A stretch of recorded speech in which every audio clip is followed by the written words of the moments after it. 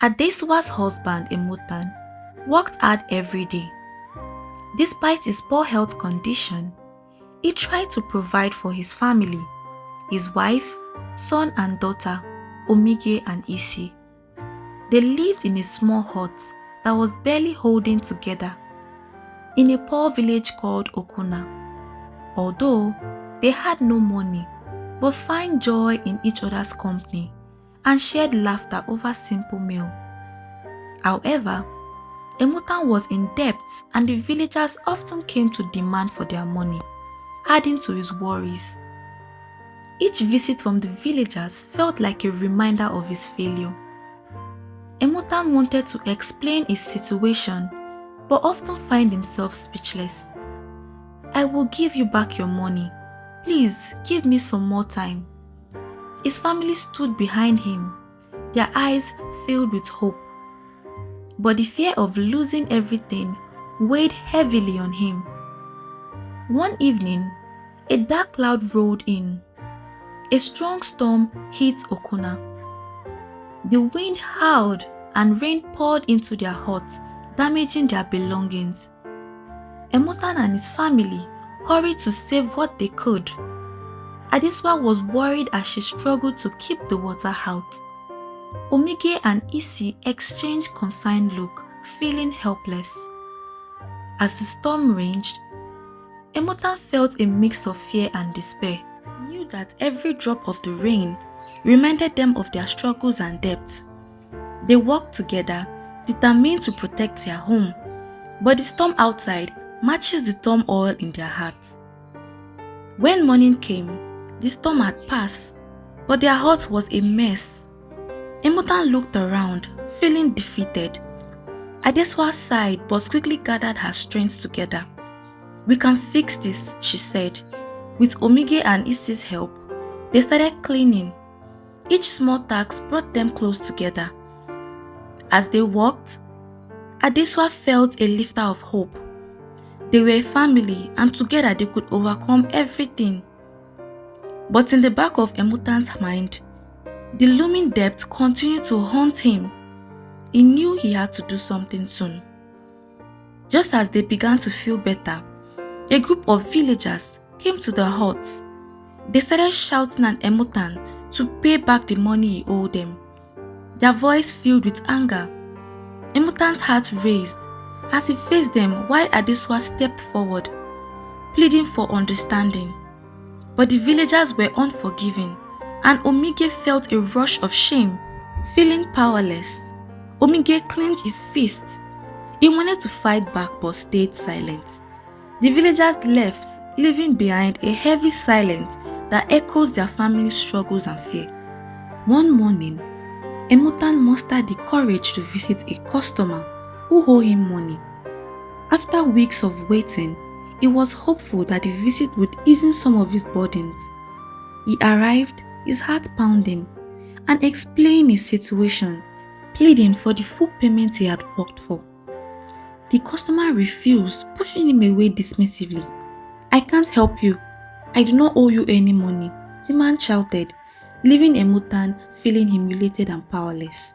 He returned home defeated, the weight of his family's expectation heavier than ever.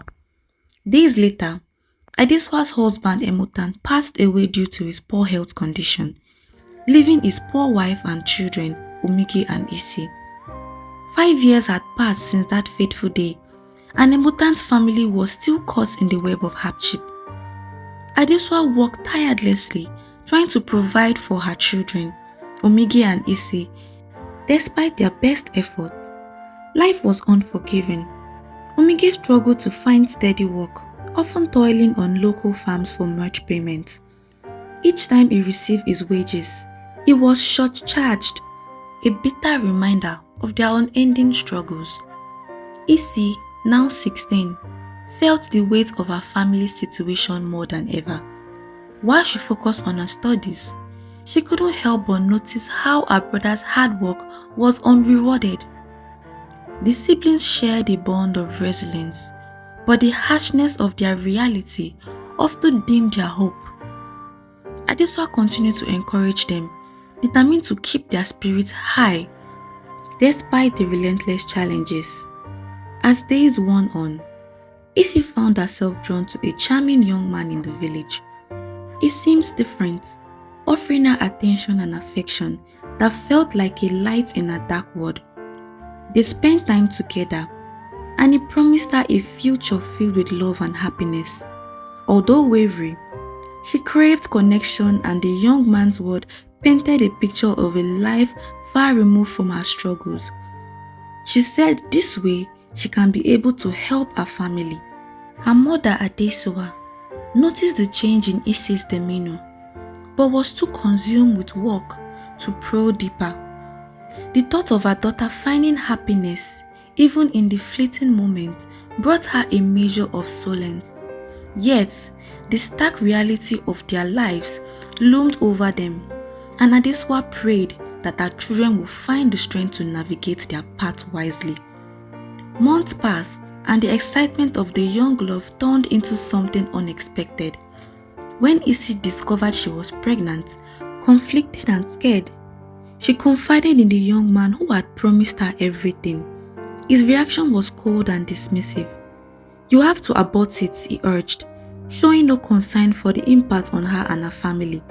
The word struck her like a dagger. She felt trapped between love and fear, uncertain of her future. Isi grappled with the weight of her decision. Despite her fear, she felt compelled to follow the young man's advice, fearing the consequences of bringing a child into this already strained life. After the procedure, she felt a mix of relief and sorrow, hoping that this would be the end of her trouble. But that evening, she started to bleed heavily. Panic set in. Adesuwa rushed her to the hospital, fear gnawing at her heart. At the hospital, Adesuwa's heart raced as she awaited news of her daughter's condition. The doctor's stirred expression shattered her composure. "We need to act fast. She has lost a lot of blood," the doctor said. Adesuwa's mind raced with question. How had it come to this? She felt a deep sense of betrayal and worried for Isi's future. As she sat in the sterile waiting room, memories of her worries struggled flowed back in. Emotan's debt, the merged home, and now the crisis weighed heavily on her. Adesuwa prayed for her daughter, regretting not to have talked more openly about the dangers life could bring. The hope she had for her children's future now felt like a fragile thread hanging by a thread. Adesuwa's heart sank as the doctor delivered the terrible news. "We can't start the treatment without 500,000 naira, he said firmly. "She has lost a lot of blood and time is running out." Adesuwa looked at the doctor, panic rising within her. "Where do you want me to get that kind of money from?" she cried, feeling helpless. The doctor's expression remained stern. Adesuwa's mind raced as she thought of her family's struggles. Determined to save Isi, Adesuwa turned to her son Omigie. "We need to find the money. Please go to your customers and beg them to pay you," she urged. Omigie nodded, knowing the weight of their situation. He rushed out, desperation fueling his steps. After hours of pleading, every customer stoned him down, shaking their head and saying they don't have money yet. Each refuser felt like a knife to his heart, and as the sun set, dread filled the air. When they returned, Adesuwa received the heartbreaking news that Isi had passed away. Adesuwa collapsed on the floor, her body shaking with sobs. "Why, God? Why this pain?" she cried, rolling on the ground, cursing the poverty that had stolen her daughter.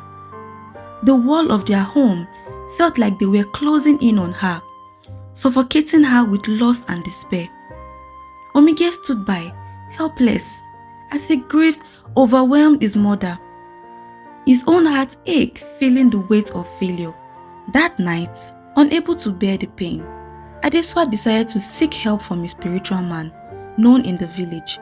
"Maybe he can give me a way out of this darkness," she thought. When she arrived at this place, the atmosphere was aired. Shadows dancing in the dim lights and strange sound filled the air.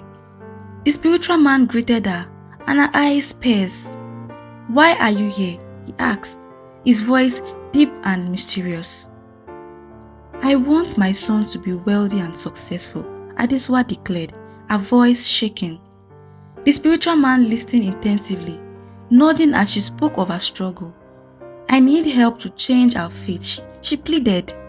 After a moment of silence, he leaned closely, his tone serious. "There is only one way out." Adesuwa felt a chill running down her spine as he continued. "You must sleep with a big snake in the graveyard for 7 nights. Call your son's name 7 times. If you are afraid, the snake will swallow you. If you run away during the quest, the snake will swallow you. But if you succeed, you will lose your life. But your son will be the most wealthy man alive, and he will succeed in everything he does." Adesuwa's heart raced as she thought, but her desires to change her family's fate was stronger than her fear. "Are you sure you want to do this?" the spiritual man asked. Taking a deep breath, she replied, "Yes, I must do it." That same night, Adesuwa returned home after visiting the spiritual man. Her son Omigie rushed to her. "Mama, where have you been? I was worried," he asked. Adesuwa smiled, hiding her fear. "Oh, I went to see a friend of mine," she said. Even though she had no friend in the village, Omigie frowned. "But Mama, you have no friend." Ignoring his question, Adesuwa mentioned for him to sit beside her. "Omigie, soon our suffering will end. I have taken a great but dangerous step to change our lives." Omigie was confused and said, "Mama, I don't understand." But Adesuwa told him to just focus on himself and not worry. When night came the next day, she quickly left for the graveyard. When she arrived at the graveyard, shadows danced around her. Strange noise filled the air, trying to scare her. But she kept going. She entered a small hut in the graveyard, remembering what the spiritual man had told her to do. After some few minutes, a giant snake slithered into the hut, moving around her, staring to see if she was afraid. Adesuwa took a deep breath and held her ground, refusing to show fear. As she laid on the ground, she raised Omigie's picture and called his name 7 times. "Omigie, Omigie, Omigie, Omigie, Omigie, Omigie, Omigie." She soon fell asleep, and when she woke up, the snake was gone. Adesuwa did this ritual for 7 nights, calling her son's name, facing her fear, and sleeping with the snake in the graveyard.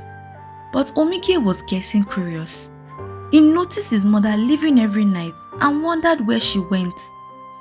On the 7th night, Adesuwa left again. Omigie pretended to be asleep, then quickly followed her.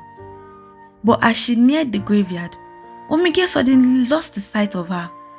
It was like she vanished into thin air. He felt afraid, but couldn't turn back. Meanwhile, Adesuwa reached the graveyard hut for the last time, thinking, this is the last night of our struggle. Inside the hut, the giant snake appeared, bigger than ever. It stared at Adesuwa, testing her. She took Omigie's picture, laid on the floor, and called his name loudly. "Omigie, Omigie, Omigie, Omigie, Omigie, Omigie, Omigie." Exhausted, she fell asleep again. In the morning, she woke up and saw the giant snake looking at her face to face. She felt a little fear but stayed calm.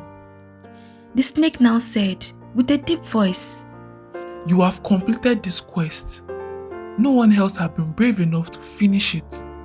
The snake told her, "Put your son's picture in my mouth and take the ring from him. He must wear it forever and no one must know about its power. If you take it off, you will lose everything." Adesuwa quickly put Omigie's picture in the snake's mouth and took the ring. The snake told her she had only 1 hour before it will return and take her life as part of the deal. Adesuwa rushed home where Omigie stood outside, waiting and worried. Seeing her, he ran up to her and asked, "Mama, where have you been?" Adesuwa took his hand. With a sad smile, she gave him the ring.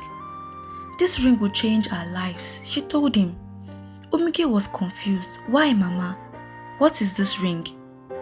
She just looked at him with love, knowing she had a little more time left. With tears in her eyes, Adesuwa told her son, "This ring will bring you success and wealth, but you must never take it off or tell anyone about it.